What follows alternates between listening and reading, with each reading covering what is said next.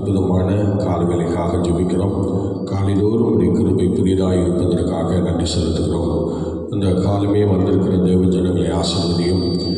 மூலமாய் வருபவர்களை கர்த்தர் ஆசீர்வதித்து கனப்படுத்தும். அதிசயங்களை காணப்படும். இந்த காலையிலே நாங்கள் தேடுகிறதுனாலே எங்கள் தேச செழிப்பையும் எங்கள் குடும்பங்கள் ஆசீர்வாதத்தையும் தனிப்பட்ட ஒவ்வொருடைய வாழ்க்கையிலும் மேன்மையை காண பிதா குமாரன் பரிசுத்தாவின் நாமத்தினாலே எங்களை வாழ்த்தி நாங்கள் ஜெபிக்கிறோம்.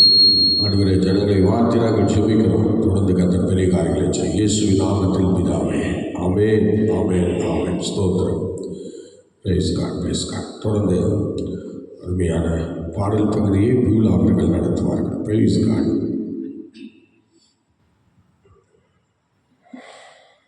ஹல்லேலூயா. கர்த்தருடைய பரிசுத்த நாமத்துக்கு மகிமை உண்டாவதாக. இந்த நாளிலும் ஆண்டவர் இரவெல்லாம் நம்மை கிருபையாய் பாதுகாத்து இந்த அதிகாலை வேளையிலே நம்மை கூட்டி சேர்த்திருக்கிறார். தேவனுடைய பெரிதான கிருபையினால கர்த்தர் நம்மை ஆதரித்து நடத்தி வருகிறார். அதனால் நாம் நன்றி செலுத்தி ஆண்டவரை விடுதலையோடு உற்சாகத்தோடு நாம் பாடப்போகிறோம். ஏன்னா அவர் முடிந்ததிலிருந்து துவக்கத்தை பார்க்கிற தேவன்.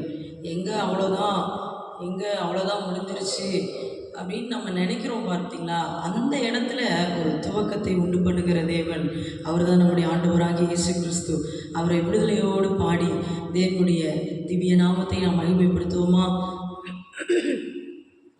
ஊற்று தண்ணீரே, எங்கள் ஊற்று தண்ணீரே, உளையான சேற்றிலிருந்து தூக்கி நீரே, கண்மலையே, எங்கள் கண்மலையே, கரவிட்டு இதுவரை நடத்தினீரே. ஊற்று தண்ணீரே, எங்கள் ஊற்று தண்ணீரே, உளையான சேற்றிலிருந்து தூக்கி நீரே, கண்மலையே, எங்கள் கண்மலையே, கரவிட்டு இதுவரை. மறுபடியும் சொல்லுமா? ஊற்று தண்ணீர்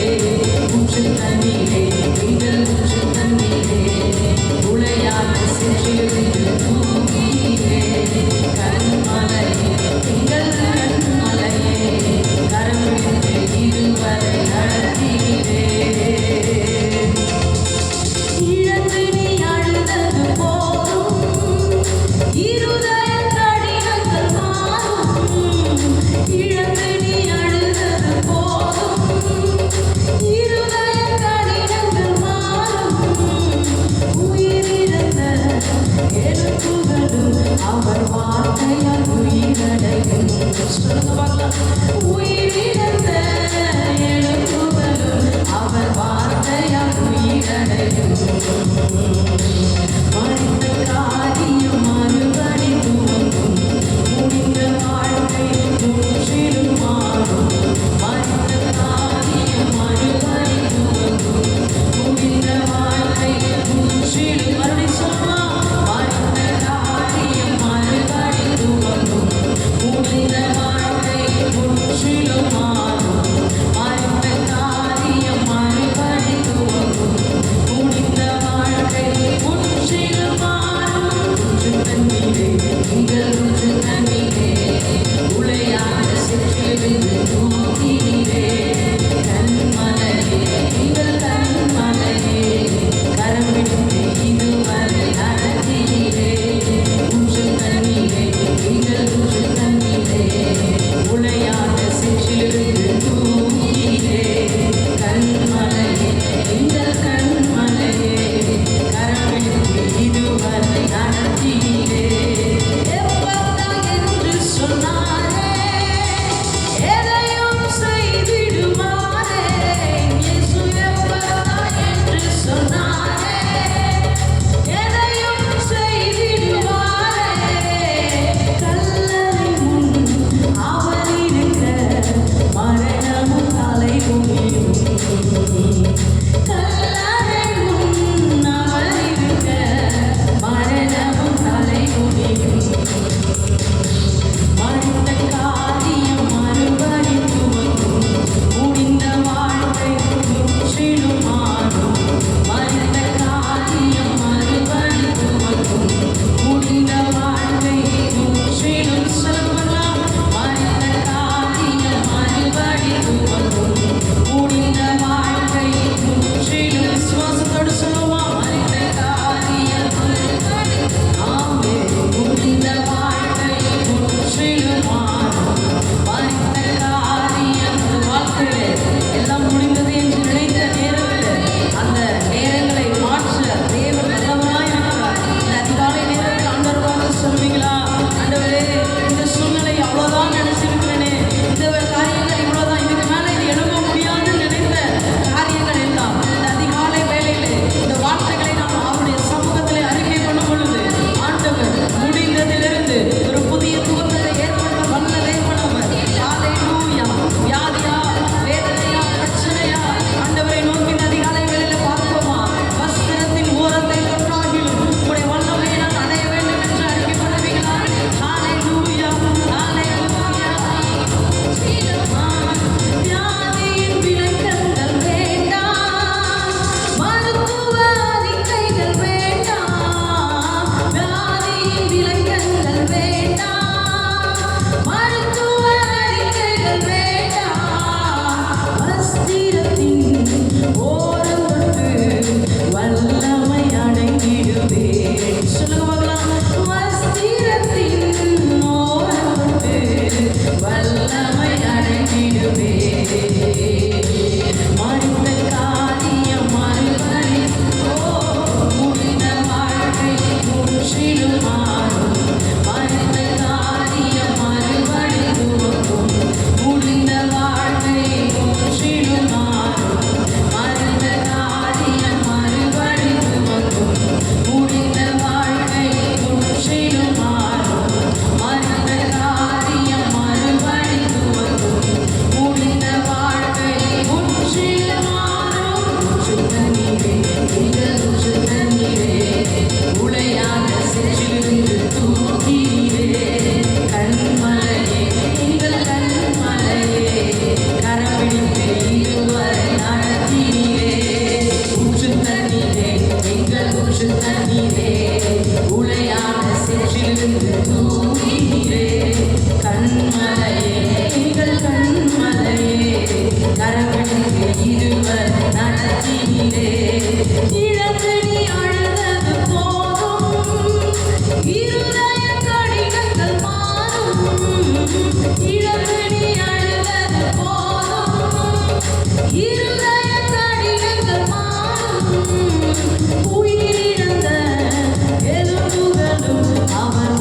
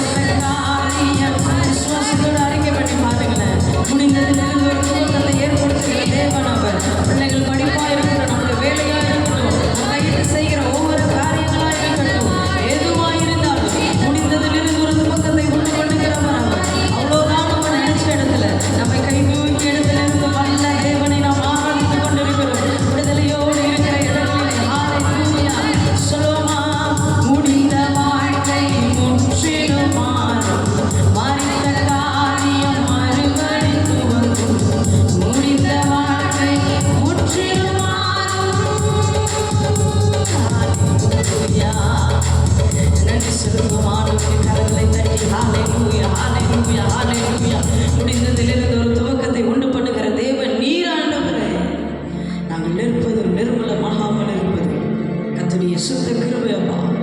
நாங்கள் நிற்பது நிர்மலமாகாமல் இருப்பது உடைய கிருபை. வஸ்திரத்தின் ஓரத்தை தொட்டாகிலும், வஸ்திரத்தின் ஓரத்தை ஆகிலும் தொட்டு நான் சுகமடைந்திடுவேன் என்கிற அந்த விசுவாசம் எங்களுக்குள்ள இந்த காலை வேளையிலே உண்டாவதாக. ஹல்லேலூயா. காலையில் எழுந்தவுடன் புது கிருபை தாங்குது, வாழ்நாள் முழுவதும் மகிழ்ச்சிக்குள்ளே நடத்துது. எத்தனை பேர் சொல்றீங்க, காலையிலே உடைய கிருபை என்னை தாங்குது ஆண்டவரே, உடைய கிருபை அந்த நாள் முழுவதும் ஒரு மகிழ்ச்சிக்குள்ளே எங்களை நடத்துகிறது என்று விசுவாசத்தோடு எத்தனை பேர் சொல்ல முடியும்? காலை எழுந்தவுடன் புது கிருபை தாங்குது, வாழ்நாள் முழுவதும் மகிழ்ச்சிக்குள்ளே நடத்துது, நிர்மூலமாகாமலே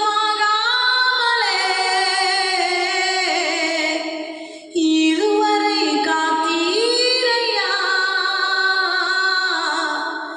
பலவீன நேரங்களில்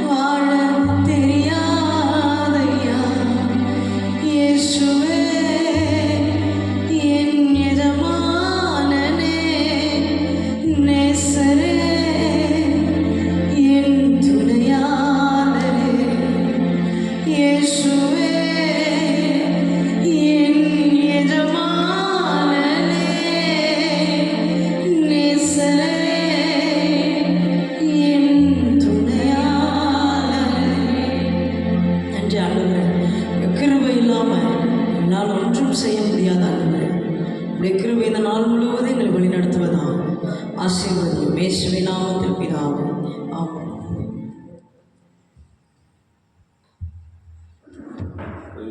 ஹல்லேலூயா. ஆண்டவருடைய நாமம் மகிமைப்படுவதாக. நாம் இந்த காலவேளையிலே ஒரு வேத பகுதியை வாசித்து கர்த்தரை மகிமைப்படுத்துவோம். நீதிமொழிகள் 28ஆம் அதிகாரத்தை இப்பொழுது வாசிக்க கேட்கலாம். நீதிமொழிகள் 28ஆம் அதிகாரம். நீதிமொழிகள் 28வது அதிகாரம். ஒருவனும் தொடாதிருந்தும் தன் துன்மார்க்கர் ஓடிப்போகிறார்கள், நீதிமான்களோ சிங்கத்தைப் போல தைரியமாயிருக்கிறார்கள். தேசத்தின் பாவத்தின் நிமித்தம் அதன் அதிகாரிகள் அநேகராயிருக்கிறார்கள். புத்தியும் அறிவுமுள்ள மனுஷனாலோ அதன் நற்சீர் நீடித்திருக்கும். ஏழைகளை ஒடுக்குகிற தரித்திரன் ஆகாரம் விளையாதபடி வெள்ளமாய் அடித்து கொண்டு போகிற மழையைப் போல் இருக்கிறான். வேத பிரமாணத்தை விட்டு விலகுகிறவர்கள் துன்மார்க்கரை புகழ்கிறார்கள். வேத பிரமாணத்தை கைக்கொள்ளுகிறவர்களோ அவர்களோடே போராடுகிறார்கள்.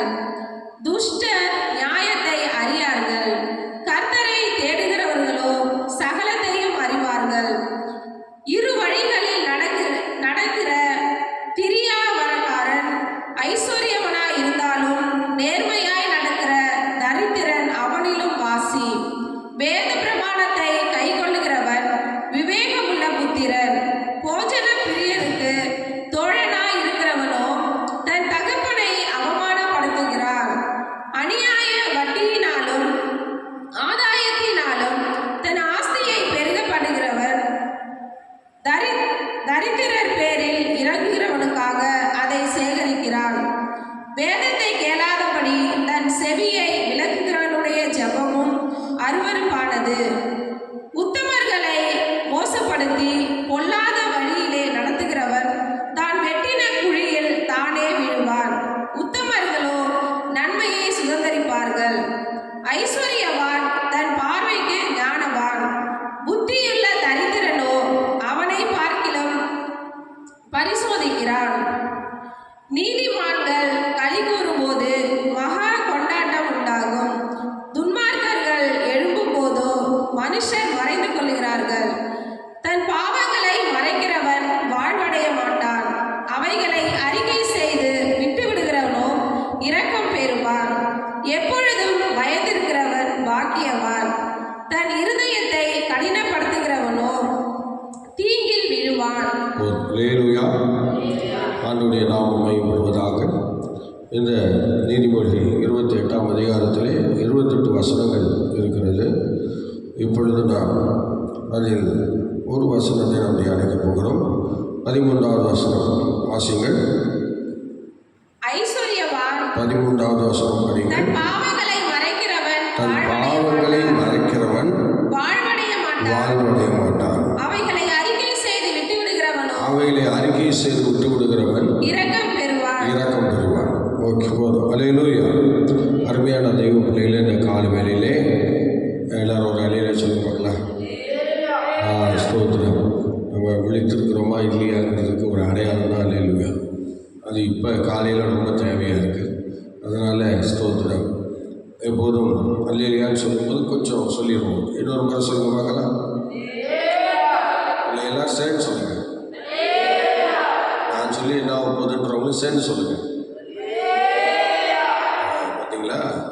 இதுதான் உண்மை. ஸ்தோத்திரம். அல்லேலூயா.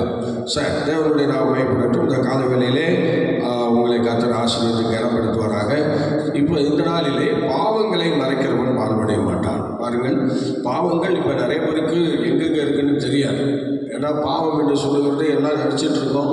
ஏதோ ஒரு நாளில் செஞ்சுட்டோம், அந்த பாவம்லாம் போயிடுச்சு, இப்போ நம்ம ஒரு நல்ல பொசிஷனில் இருக்கோம், இனி அந்த பாவங்கள் ஒன்றும் நமக்கு செய்யாது என்றெல்லாம் நம்ம நினைத்து கொண்டு இருக்கிறோம்.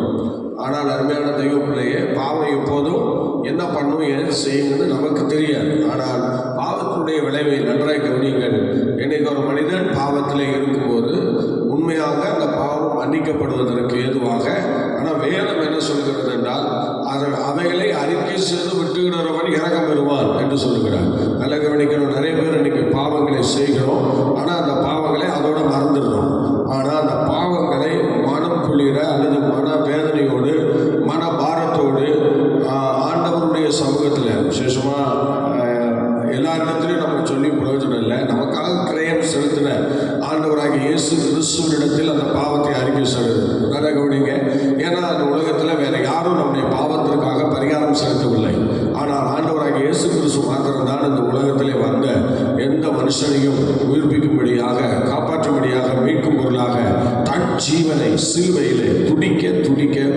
கொடுத்தார். கர்த்தருடைய பிள்ளைகளே, இந்த சத்தியங்களை நம்புகிறவர்களுக்கு தான் இது எல்லாருக்கும் இது சேராது. ஆகவே இது என்ன சொல்கிறார் பாருங்கள், பாவங்களை மறைக்கிறவன் வாழ்வடைய மாட்டான், அவைகளை அறிக்கை செய்து விட்டு கொடுக்கிறவன் இறக்கம் பெறுவான். நிச்சயமாக பாவத்தை மறைக்கிறது பயங்கரமான பாவம். அதையும் அறிக்கை செய்து விட்டு விடணும். அது எல்லா இடத்துல அறிக்கை பண்ண முடியாது. இப்போ நீங்கள் வேற மனுஷன்கிட்ட சொன்னீங்கன்னா அவன் இன்னொரு இடத்துல போய் சொல்லுவான். ஆகவே அது வேஸ்ட்டு. ஏன்னா பாவங்களை மன்னிக்கிறதற்கு இந்த உலகத்தில் யாருக்கும் அதிகாரம் கிடையாது. ஆகவே பிதாவாகிய தெய்வம் இயேசு கிறிஸ்து ஒருவரை தான் அதற்காக ஆயத்தப்படுத்தியிருக்கிறார். ஆகவே அவர் மூலமாக தான் பாவ மன்னிப்பு உண்டு என்று சொல்லி வேதம் தெளிவாய் சொல்லுகிறது. ஆகவே குமாரன் இயேசு கிறிஸ்துவுக்கு அவர் வந்த நாட்களிலே, பிறந்த நாட்களிலே இயேசு என்கிற பெயரிலே அவர் பிறக்கிறார். ஆனால் இயேசு என்கிற பெயருக்கு ஒரு அர்த்தம் சொல்லப்பட்டிருக்கிறது. நீங்கள் அதை மத்தேயு சுவிசேஷம் 1ஆம் அதிகாரத்திலே தெளிவாக சொல்லுகிறார். பாருங்கள், இயேசு என்பதற்கு ஏனெனில் அவர் தமது ஜனங்களின் பாவங்களை என்ன செய்கிறார்? மன்னித்து படிங்க. அவர் தமது ஜனங்களின் பாவங்களை நீக்கி அவர்களை ரட்சிக்கிறார். பார்த்தீங்களா? இந்த இயேசு என்கிற பெயருக்கு அர்த்தம். ஆனால் எவ்வளோ பேர் வந்திருந்தாலும் இப்படிப்பட்ட அர்த்தம் உள்ளவர்களை நாம் காண முடியாது. ஆனால் இயேசு கிறிஸ்து ஒருவர் தான் மனுகுலத்தின் பாவத்திற்காக சிலுவையிலே துடிக்க துடிக்க தன் ஜீவனை கொடுத்திருக்கிறார். அதனால அந்த பாவங்களை அறிக்கை பண்ணும்போது, அவரிடத்திலே சொல்லும்போது மாத்திரம்தான் நம்முடைய பாவம் மன்னிக்கப்படும். வேறு யாரும் நம்முடைய பாவத்தை மன்னிக்கிறதற்கு அதிகாரம் இல்லை. அதிகாரம் இருந்தது எப்ப நான் இயேசு கிறிஸ்து வருவதற்கு முன்னதாக பிதாவாகிய தெய்வமே சிலருடைய பாவங்களை மன்னித்து வந்தார். ஆனால் என்னைக்கு குமாரனை இந்த உலகத்தில் தேவன் அனுப்பி வைத்தாரோ அந்த நாட்களில் இருந்து அவருடைய எல்லா விஷயங்களையும் மாற்றிவிட்டார். ஏன்னா புதிய உடன்படிக்கையாக பாப்டிசம் ஞானஸ்நானத்தை கொண்டு வந்தால் அதன் மூலமாக இயேசு கிறிஸ்துவிடத்தில் பாவத்தை அறிக்கை செய்கிறவனுக்கு பாவ மன்னிப்பு உண்டு. இது நிச்சயம். ஆனால் ஸ்தோத்திரம், இப்ப அந்த பழைய உடன்படிக்கையை மாற்றி புதிய உடன்படிக்கையை ஏற்படுத்திட்டார். அதனால புதிய உடன்படிக்கை என்று சொல்கிறது பாப்டிசம் ஞானஸ்நானம். இதன் வழியாக தான் நம்முடைய பாவங்கள் முழுமையாக மன்னிக்கப்படுகிறதாக பைபிள் சொல்கிறது. ஆகவே இருக்கட்டும், எனக்கு அன்பான தேவனுடைய பிள்ளையை நன்றாய் கவனித்துக் கொள்ளுங்கள். இப்ப தன் பாவங்களை மறைக்கக்கூடாது. ஏன்னா அந்த பாவம் எப்போதும் அது நமக்கு பல டிஸ்டர்பன்ஸை ஏற்படுத்துகிறது, பல வேதனைகளை உண்டு பண்ணுகிறது. நீங்கள் ஒரு வசனத்தை படிங்கள், பாருங்கள்.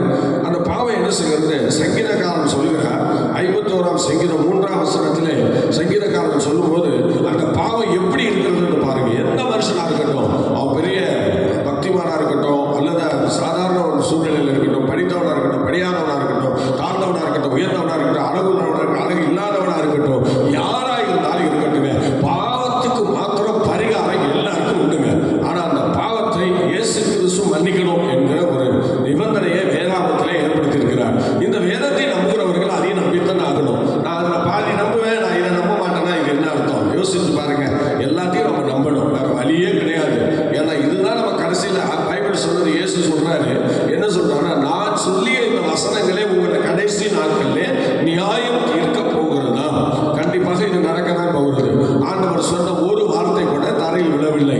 எல்லா வார்த்தையும் நியாயத்திற்கு எதுவாக அவர் பேசியிருக்கிறார். ஆகவே அவர் பேசின வார்த்தை அப்படியே நிறைவேறும், கண்டிப்பாக நிறைவேறும். வானம் பூமி ஒளியும், ஆனால் என் வார்த்தை ஒளியாது என்று கர்த்தர் சொல்லியிருக்கிறார். ஆகவே எனக்கு அன்பான தேவனுடைய பிள்ளைங்க, இப்ப படிக்க பார்க்கலாம். 51:3 படிக்க. என் மீறுதல்களை நான் அறிந்திருக்கிறேன், என்னுடைய மீறுதல்களை எல்லாம் நான் அறிந்திருக்கிறேன், என் பாவம் எப்பொழுதும் எனக்கு முன்பாக நிற்கிறது. நாம் கர்த்தருடைய பிள்ளை. பாவம் என்று சொல்லுகிறது, நீங்க நினைக்கிற மாதிரி நீ செய்த நாட்களில் அது ஓடி ஒளிந்து கொள்ளாது. அது செய்த நாட்களில் அல்லது எங்கேயும் மறைஞ்சு நிற்காது. ஆனால் அது என்ன செய்ய தெரியுமா? உன் பாவம் எப்பொழுதும் உனக்கு முன்பாக வந்து நின்று உன்னை அலட்டி கொண்டிருக்கும், உன்னை பயமுறுத்தி கொண்டிருக்கும், உன்னை கேவலப்படுத்தி கொண்டிருக்கும், உன்னுடைய மன உளைச்சலுக்கு நேராக உன்னை வழிநடத்தும். அது ஒரு சமாதானத்தை எடுத்துடும். ஆனா சும்மா வந்து நிற்காது, அது ஏதோ ஒரு வேலையை செஞ்சுக்கிட்டு தான் நிற்கும். அதனாலதான் சொல்றது, பாவத்தை வந்து நம்ம சேஃப்டி பண்றதுக்கு அது ஒரு ஆசீர்வாதம் இல்லை, அது ஒரு பொக்கிஷம் இல்லை, அது வேதனைக்குரியது, அது பாரத்துக்குரியது, அது தேவையில்லாத ஒரு விஷயம். எல்லாருடைய வாழ்க்கையிலே பாவத்தை சம்பாதிக்கிறது ஈஸியா சம்பாதித்து விடலாம். ஆனா அந்த பாவத்தை இன்றைக்கு மன்னிக்க நம்ம அறிக்கை பண்ணுகிற ஒரு இடம் இருக்கிறதை நாம் தெரிந்து கொண்டால் நிச்சயமா அதை என்ன பண்ணலாம், நம்ம அறிக்கை பண்ணிடலாம். கர்த்தருடைய பிள்ளைகள் வேற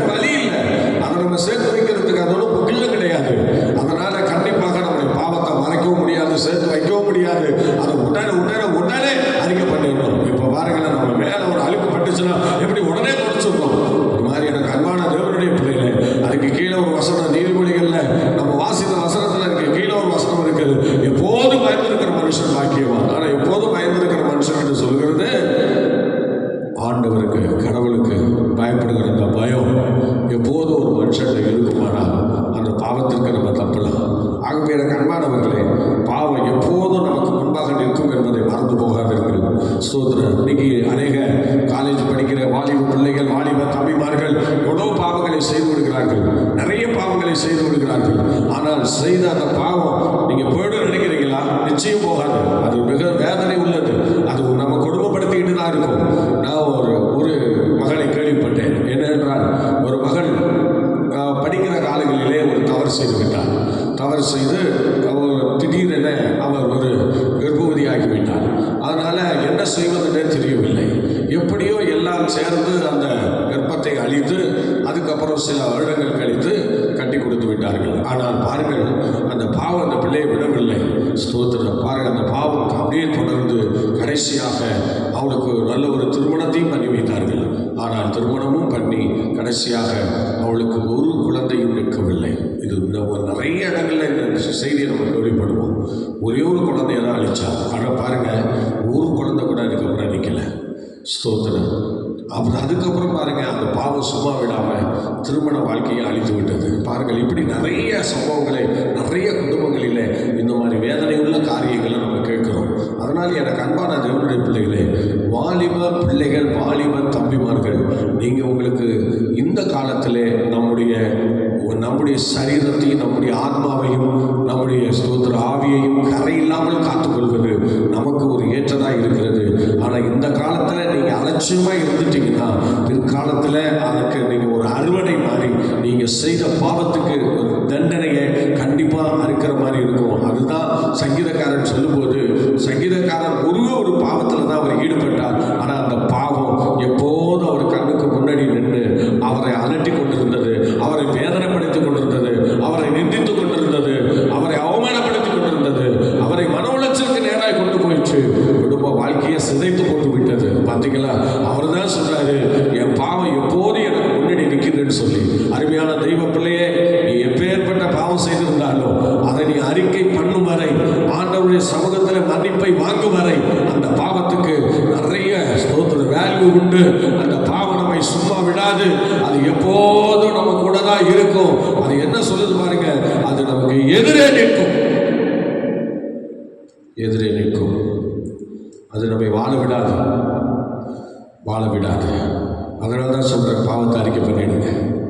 பாவத்தை அறிக்கை பண்ணி விடுதலை வாங்குங்க. ஆண்டவர் அதை மன்னித்து விடுதலையாக்க வல்லவராக இருக்கிறார். அதற்காக இயேசு இதயம் செலுத்தியிருக்கிறார். அதற்காக தன் ஜீவனை துடிக்க துடிக்க சிலுவையிலே ஒப்பு கொடுத்திருக்கிறார். கர்த்தருடைய பிள்ளையே, அது முன்பாக மாத்திரம் நிற்கிறதில்லை அந்த பாவம். அடுத்தது என்ன தெரியுமா செய்து? எபிரேயர் 12:1 என்ன சொல்றாரு பாருங்க, மேகம் போன்ற இத்தனை திரளான சாட்சிகள் நம்மை சூழ்ந்து கொண்டிருக்க பாரமான யாவற்றையும் நம்மை சுற்றி நெருங்கி நிற்கிற பாவத்தையும் என்று சொல்கிறார். பாருங்கள் என்ன சொல்றாரு பாருங்க, நம்மை சுற்றி நெருங்கி நிற்கிற பாவம். இந்த பாவம் எப்போதுமே நம்மை சுற்றி நெருங்கி நிற்கிறது என்பதை மறந்து போகாதிருங்க. அருமையான தெய்வ பிள்ளையே, அருமையான நல்ல நீங்க படிச்சிருக்கலாம், நல்ல பெரிய பொசிஷன்ல இருக்கலாம், நல்ல பெரிய ஆளுங்க பேர் எடுத்திருக்கலாம், நான் பெரிய தலைவர், நான் பெரிய ஜாப்ல இருக்கேன், என்ன வேணாலும் நீங்க நினைக்கலாம். ஹல்லேலூயா. அருமையான தெய்வ பிள்ளையே, நன்றாய் கவனித்துக் கொள்ளுங்கள். உங்கள் பாவங்கள் எப்பொழுதும் உங்களுக்கு முன்பாக நிற்கிறது மாத்திரமல்ல, அது உங்களை எப்பொழுதும் நெருக்கி கொண்டிருக்கிறதாக பைபிள் சொல்கிறது. நல்ல கவனிங்க. பாவத்திலிருந்து ஒரு விடுதலை, ஒரு மீட்பை இயேசுவிடத்தில் பெறும் வரை அந்த பாவம் ஒவ்வொரு மனிதனையும் அதை நெருக்கி கொண்டுதான் இருக்கும். எப்படிங்க ஏராளமான பாவத்தை செய்வீங்க, செஞ்சு முடித்த பிறகு ஏதோ ஒரு சின்ன நிவர்த்தி கடன் பண்ணிட்டு நான் உடனே என் பாவம்லாம் மன்னிச்சிச்சுன்னு சொல்கிறேன். இதெல்லாம் அநியாயம் இல்லை, இதெல்லாம் அக்கிரமம் இல்லை. அப்படின்னா இன்றைக்கி இந்த உலகத்தில் எவ்வளோ பெரிய பாவங்கள் பெருகிருக்கு தெரியுமா? கிடையாது. கர்த்தருடைய பிள்ளையே, பாவம் வந்து நீங்கள் நினைக்கிற மாதிரி அவ்வளோ சீக்கிரம் மன்னிக்கப்படாது. தேவ சமூகத்தில் வந்து குறையில் அறிக்கை பண்ணணும். சோத்திரம். பார்த்தீங்களா, 38 வருஷமாக திமிர்வாதத்தோடு படுத்திருந்தான். அவனை ஆண்டவர் சுகமாக்கிட்டு கடைசியாக அவனை என்ன தெரியுமா சொல்கிறாரு? இனி அதிக கேடானது ஒன்று வராதபடி இனி பாவம் செய்யாதேன்னு. என்ன அர்த்தம்? அவன் 38 வருஷமாக படுக்கையில் கிடக்கிறதுக்கு காரணம் என்ன? பாவம். பாவம். இன்னைக்கு உங்கள் குடும்பத்தில் பிள்ளைகள் கஷ்டப்படுறாங்களா? நீங்கள் கஷ்டப்படுறீங்களா? பயங்கர நெருக்கம் இருக்கிறதா? பயங்கர வேதனை இருக்கிறதா? இதுக்கெல்லாம் காரணம் ஒன்றும் தெரியல. எனக்கு ஏன் நேரிட்டது? நான் நல்லா தான் செய்கிறேன், நான் நல்லா தான் இருக்கேன், நான் நல்லா செய்கிறேன், என் குடும்பத்துக்கு ஏன் அப்படி வந்தது? இல்லை, ஒரு பாவம் இருக்கிறது, அதனுடைய கூலிதான் இதெல்லாம் நடக்கிறது என்பதை நன்றாய் தெரிந்து கொள்ளுங்கள். ஹல்லேலூயா. இப்போ அந்த பாவம் எதுக்கு நிற்கிறது மாத்திரம் இல்லை, அது நம்ம சுற்றி நெருங்கி வருது. அப்படியே சுற்றில நெருக்கிக்கிட்டே இருக்கு நம்ம பாவம். நல்லா கவனிச்சிங்க, பாவங்கள் எப்போதும் நெருக்கிக்கிட்டே இருக்கு. ஹல்லேலூயா, ஹல்லேலூயா சொல்லலாம். ஏன் பாவம் ஒரு ஸ்தோத்திரம் நெருக்கிட்டு இருக்கா? ஹல்லேலூயாலாம் வரமாட்டேங்குது. ஸ்தோத்திரம் ஹல்லேலூயா சொல்லுவோமா? அதுக்கான தெய்வ பிள்ளைங்க, பாவம் நெருங்கி கொண்டிருக்கிறது. அதனால் நல்லா கவனிங்க. இப்போ எதுக்கு நின்றுட்டு ஸ்தோத்திரம் தாவீதை அவ்வளோ குடும்பப்படுத்துச்சு, இப்போ பயங்கரமாக நெருக்குது. ஹல்லேலூயா, நெருக்குது, பாவம் பயங்கரமாக நெருக்குது. அதனால் சங்கீதக்காரன் சொல்கிறாரு, நான் நெருக்கத்தில் இருந்த எனக்கு விசாலம் உண்டாக்குனீரேன்னு சொன்னார். 51ஆம் சங்கீதத்தை பாவ அறிக்கையாக பண்ணுறார். ஸ்தோத்திரம். அவர் பட்சேபால் இடத்துல இந்த பாவத்தை செய்தபோது அந்த 51ஆம் சங்கீதத்தை அவர் எழுதுகிறார், அவர் பாடுகிறார். அந்த பாட்டை பாடி தன் பாவங்களை எல்லாம் அறிக்கை பண்ணுகிறார். பாருங்கள், அவள் எல்லாம் அறிக்கை பண்ணுகிறார். இப்படி பாவங்களை அறிக்கை பண்ணும்போது அவர் வார்த்தை சொல்கிறார், என் பாவம் எப்போது எனக்கு முன்னாடி நிற்கிதுப்பா என்று சொல்கிறார். இப்போ சோதனை எவ்வளோ நிறுவனக்காரர் சொல்லுவோம் சொல்கிறாரு, அந்த பாவம் இப்போ நெருங்கி கொண்டிருக்கிறது என்று. ஆகவே எனக்கு அன்பான தேவனுடைய பிள்ளைகளை, பாவத்துக்கு வல்லமாக இருக்கிறது. அது எப்போதும் நமக்கு முன்னாடி நின்று நம்ம ஹல்லேலூயா ஸ்தோத்திரம் பழி வாங்க நினைக்கும். அடுத்தது நம்ம நெருக்கிட்டே இருக்கோம், எந்த நேரமும் நம்ம நெருக்கிட்டே இருக்கோம். பாவம் என்று சொல்கிறது ஸ்தோத்திரம் நம்ம விட்டு உடனே ஓடிடாது, அது அப்படியே நம்ம நெருக்கும். அடுத்தது படிங்க, இன்னொரு வசனத்தை படித்து பாருங்க. ஸ்தோத்திரம் ஸ்தோத்திரம் ஸ்தோத்திரம். இன்னொரு வசனம் ஆதியாகமத்தின் புஸ்தகம் 4:7 படிச்சிங்கன்னா அங்கே பாவம் என்ன செய்யும் சொல்லுது பாருங்க. சீக்கிரம் படிக்க பார்க்கலாம். ஆதியாகமம் 4:7.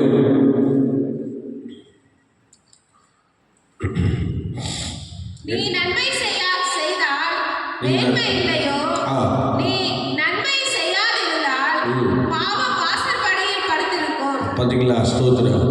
சில பேர் சொல்கிறாங்க, நான் எந்த காரியமும் செய்யலை அப்படின்னு. நீ நன்மை செய்யணும்னு பைபிள் சொல்லுது. நன்மை ஒருவேளை யாருக்குமே எந்த நன்மையும் நம்ம இதுவரைக்கும் செய்யாமல் இருந்தால் அந்த பாவம் வேலையும் இல்லை, நம்ம வீட்டு வாசப்படியிலே படுத்துருக்குமா? எதுக்க நின்றுச்சு? நல்லா கவனிங்க, பாவம் எதுக்க நின்றுச்சு?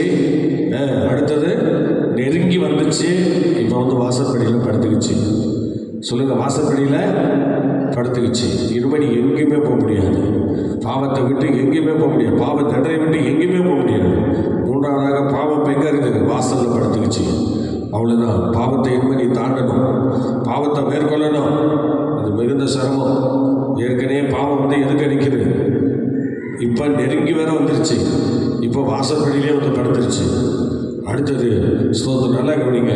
4ஆவதாக ஸ்தோத்திரம் பவுல் சொல்கிறாரு, ரோமன் நிருபம் 7ஆம் அதிகாரம் 20ஆம் வசனம் படித்து பாருங்க, படிக்க பார்க்கலாம். ஸ்தோத்திரம். ரோமர் 7:20. ஸ்தோத்திரம் ஸ்தோத்திரம் ஸ்தோத்திரம். அந்தபடி நான் விரும்பாததை நான் செய்தால் நான் அல்ல, எனக்குள்ளே வாசமாயிருக்கிற பாவமே அப்படி செய்கிறது. ஆனபடியினால் நன்மை செய்ய விரும்புகிற என்னிடத்தில் தீமை உண்டு என்கிற ஒரு பிரமாணத்தை காண்கிறேன். உள்ளான மனுஷனுக்கு ஏற்றபடி தேவனுடைய நியாயப்பிரமாணத்தின் மேல் பிரியமாயிருக்கிறேன். ஆகிலும் என் மனதில் பிரமாணத்திற்கு விரோதமாய் போராடுகிற வேறொரு பிரமாணத்தை என் அவயவைகளில் இருக்க காண்கிறேன். அது என் அவயவைகளில் உண்டாயிருக்கிற பாவ பிரமாணத்துக்கு என்னை சிறையாக்கி கொள்ளுகிறது.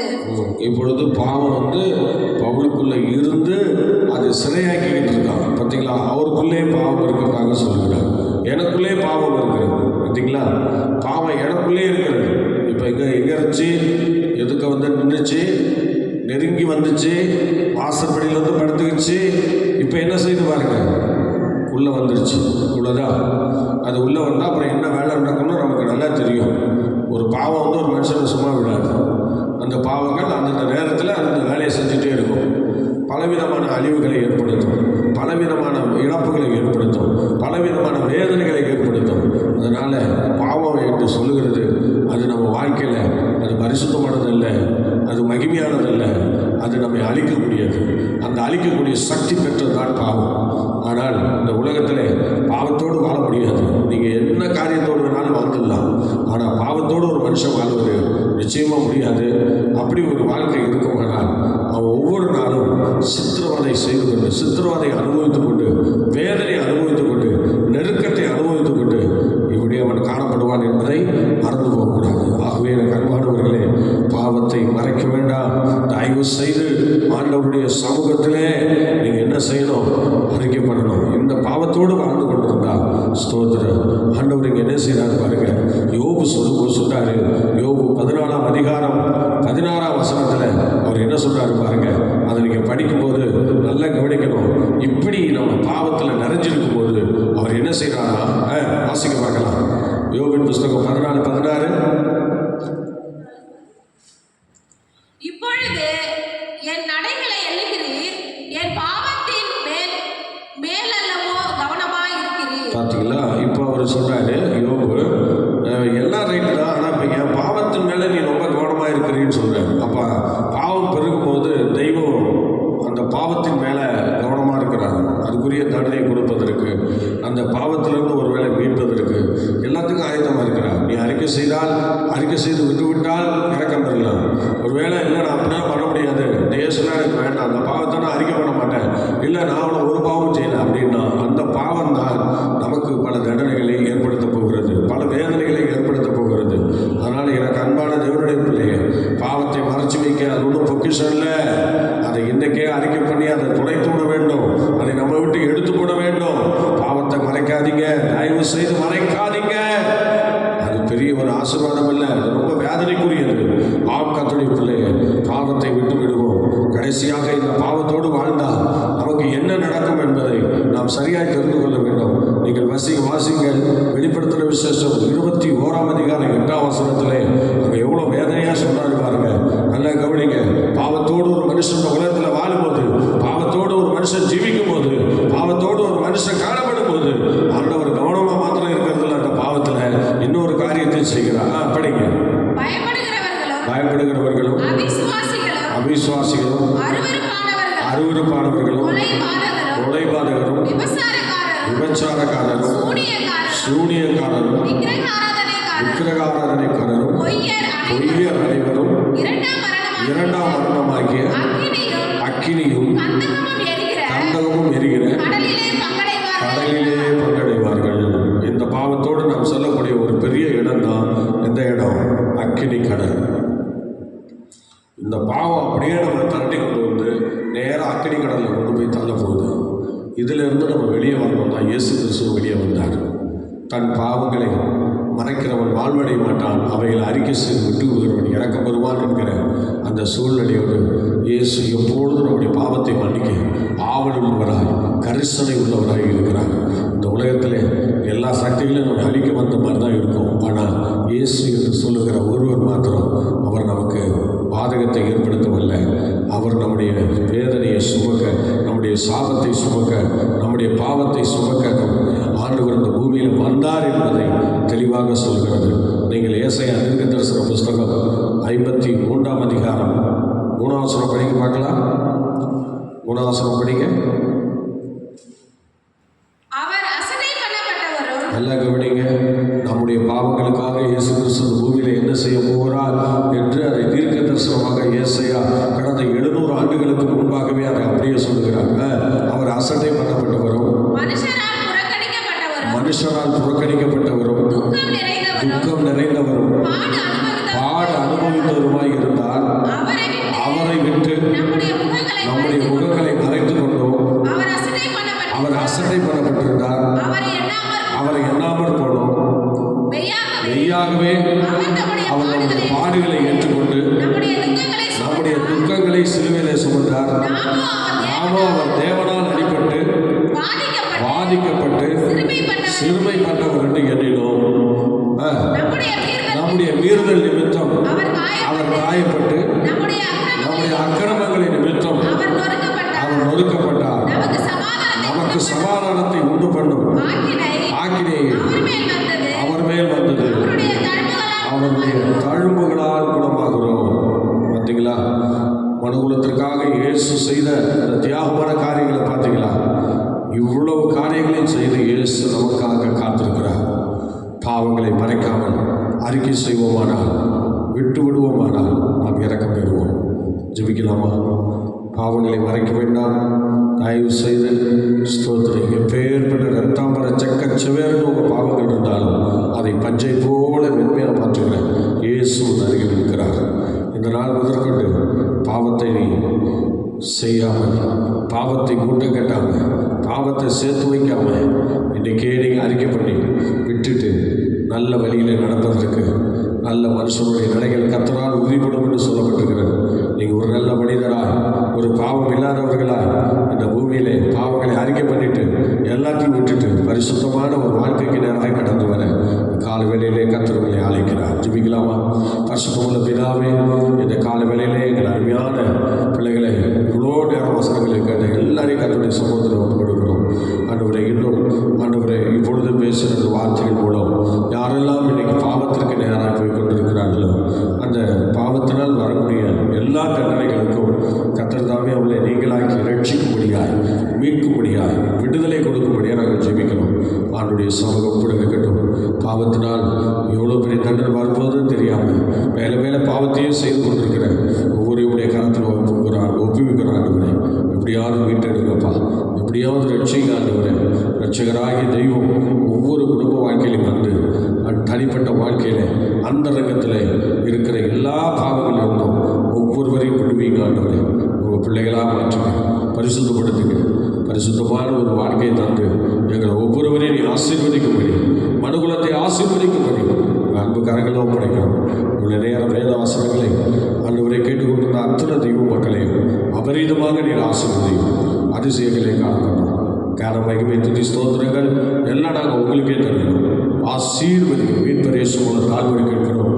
ஜெபங்களும் நல்ல பிதாவே. ஆமென். ஆமென்.